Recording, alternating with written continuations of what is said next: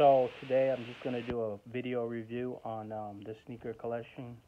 I know I've been showing a lot of videos of the collection, and I've been putting Chasing Jordan in the caption.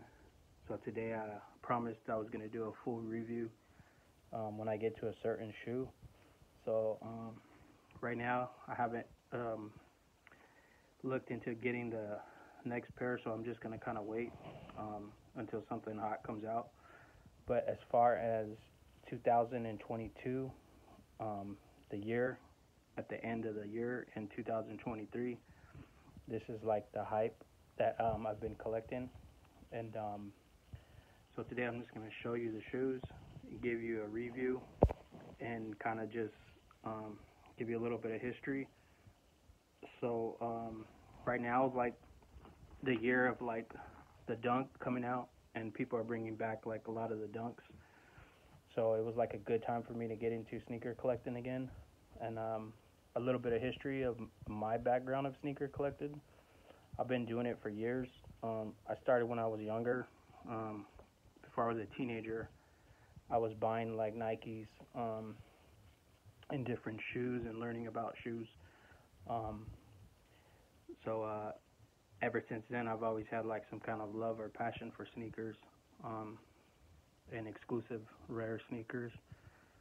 So like to some people, this might not be rare, or it might be, um, but I'm gonna try to explain it the best way I can so you can understand about some of these shoes.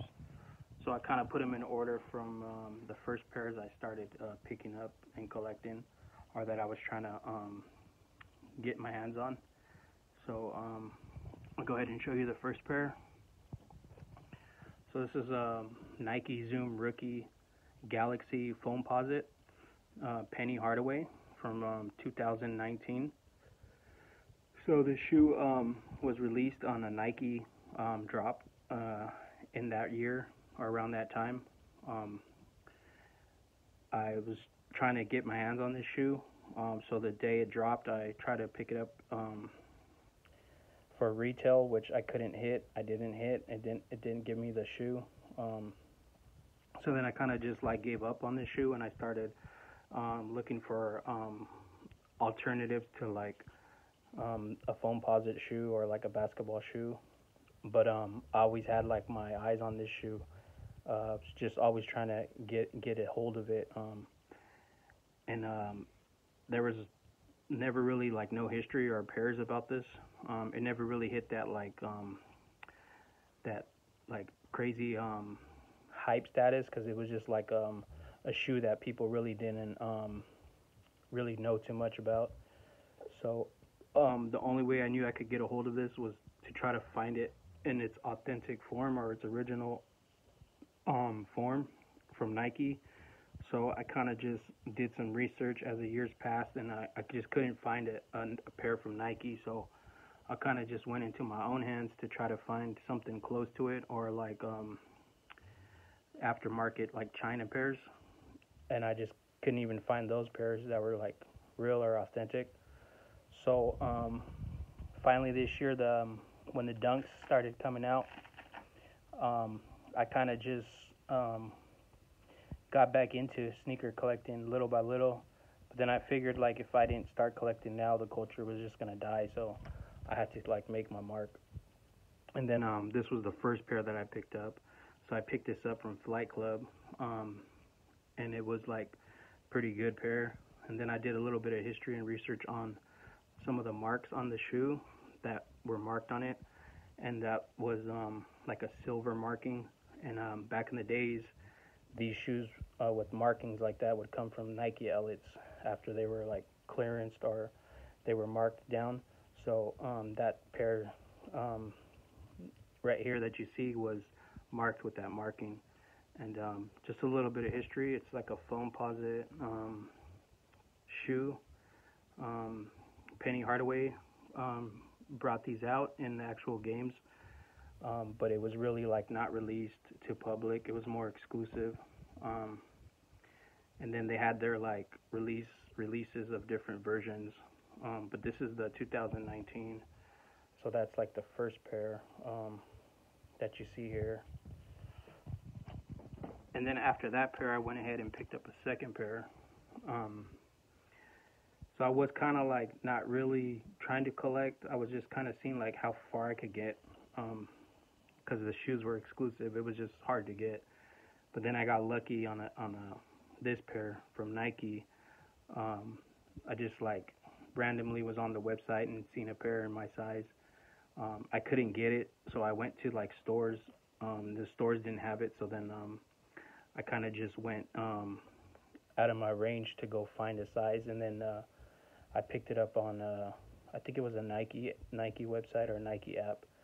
I can't remember exactly how I was chasing this shoe. I think I was chasing this shoe through like Champs or one of the sporting goods stores, but they just didn't have my size. So I just kind of got like into another shoe, trying to collect another shoe. I didn't really know this was going to be an exclusive shoe. So as you can see, it's the Air Jordan 37 Hare, or Hare Jordan. So this shoe was always released in like a countdown pack. So it always came with another pair of Jordans. And it was never released as like itself or a single shoe that was just released on its own. So I kind of just did some history and found out that this was like a ghost release, or a ghost Jordan 37 that wasn't supposed to be released on its own. It was just released as the 37 with the 37, and it was just like a second alternative. So that's this shoe. You have the Jordan 37 Hare. It kind of has like a hyper dunk look, but this shoe is like kind of like low key popping up a little bit. But they get this colorway from like the Bugs Bunny commercial, and that's where it originates. And this shoe was like originally released only, I believe, once, but it was released as a retro. And then the other pair that surfaced was Air Jordan, Michael Jordan's actual PE player exclusive. So there you have that shoe. And then after I picked up that shoe, I was already had my eyes on another pair.